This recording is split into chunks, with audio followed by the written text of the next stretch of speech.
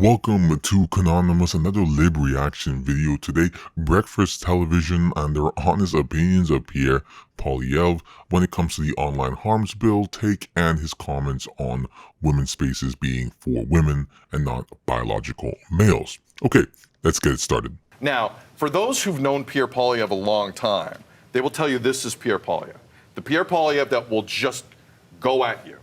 Now, the other side is the Conservatives have spent a lot of money trying to soften his image because there are some people who believe that's not electable. I don't care what the polls say, that is not electable in certain parts of the country.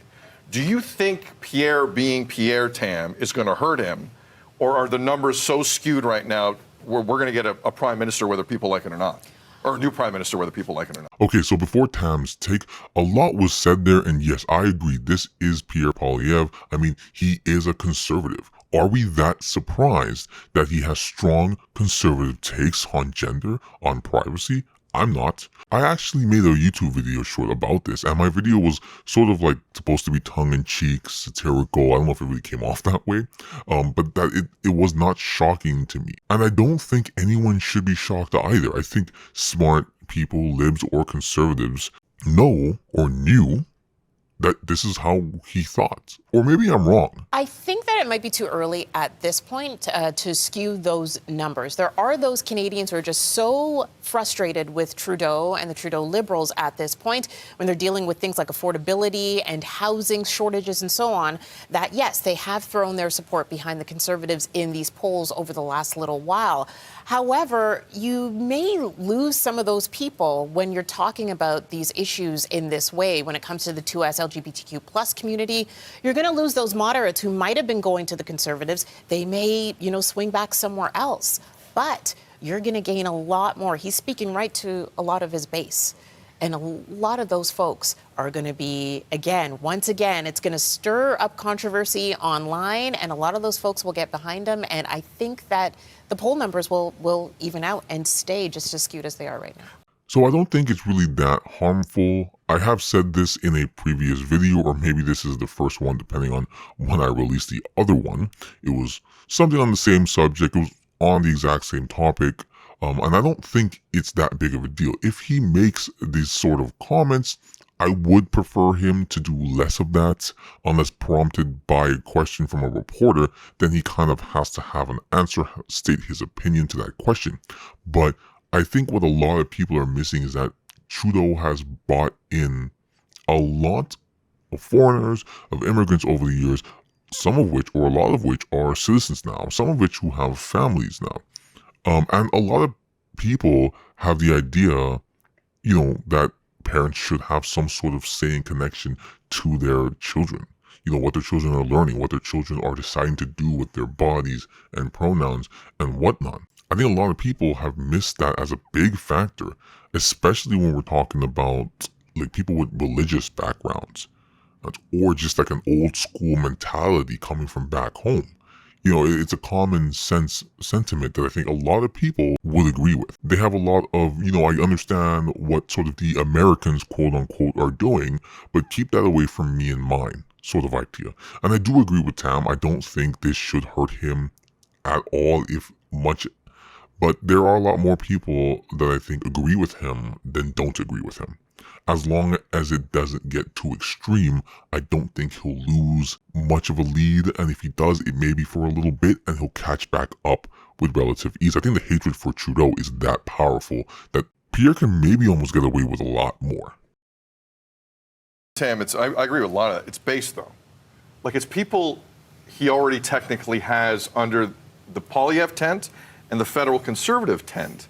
You do have to broaden the team here if you do want to become prime minister, even on a minority level. Like, you do have to look at more than just who's fundraising for you and who you were speaking to directly in a leadership campaign. Do you think this changes any of that, Mayor? I do slightly agree with this. You don't have to necessarily do this, but a little bit more broad to be able to grab, the minority of the opposition to help your majority goals. Which is why I would prefer him to sort of stay away from these sort of issues and focus on what's harming Canadians, what's harming the Canadian economy instead. But still, I don't think it's really going to be the damage that Trudeau would love for it to do to Pierre. You know, like Tam said, I think it comes down to timing. And I think now is the time to speak to that base. I think it's very interesting, though, to take note of all that he is saying at this time, even still, because you show who you are as you go through this campaign. And we've got still time to make some of those decisions. But when you're speaking about limiting rights towards bodies in general, I mean, these are conversations we've seen play out stateside. What she's saying about watching this play out stateside is a big part that worries me, and why I prefer if he would not talk about this moving forward, or at least try to avoid it, because it is big controversial issues that I think is what is, throwing a big wedge in America itself. I feel like as I'm watching, it may just be the news that I'm getting and the feed that I have, but it feels like the divide in America is getting bigger and bigger, and it's these sweeping decisions of left and right that sort of just, I think, perpetuate that. And I'd like to see that avoided in Canada. I think there is a lot of ground at both sides of the political table in Canada, whether you're liberal or conservative. There's a lot of common ground, I would say, a lot that we share, and I think you can still, have them in a room together and have a very civil conversation. Not to say Americans can't as well, but I feel like Canada's politics is really just like not so much left, right? Kind of like everyone's a little bit left, and it's more like, well, how, a little bit less left than that left guy and a little bit less left than that guy. I agree with you. That's some of the rhetoric we're seeing south of the border, right? From the very conservatives there. He's kind of followed up on that. There's a thing about negativity spreading faster than positivity. He's playing off a lot of what we see online when people are talking about the wokeism. People will comment still, well, Justin Trudeau did blackface. That was many, many years ago, and that's been in the news for quite some time. And 2 election cycles have gone by. Right, and again, It's not right what he did, but we've seen that before. So why are you're digging that up again? I see what Devo is saying here, and a lot of times I'll see liberals in the States mostly do this as well, where someone's done something in the past. The one that comes to mind is Kevin Hart. He'd made some homophobic slur, or maybe it was a joke, from a while back in the day, like long time ago on Twitter. He apologized for it a few times, actually, and people would not let him forget it. So I get that, at some point you should allow people to grow, right? You should be able to forgive and forget, or at least forgive and allow them to continue living without throwing it constantly back in their faces. That being said, though, I am not against using Trudeau's own wokeness against him. Also, I think it's good that you sort of have to keep hammering home certain ideas so people don't forget about it.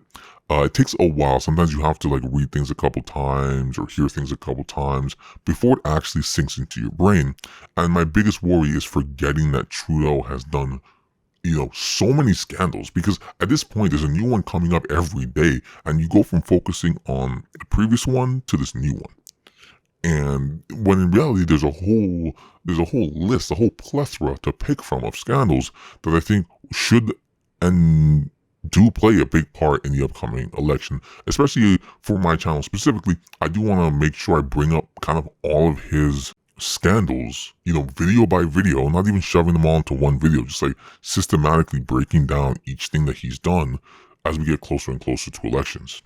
Anyways, this is kind of just popped up on my newsfeed, this video, so I wanted to make a quick video about it. Let me know what you think in the comments down below. Like, subscribe, and come back for more.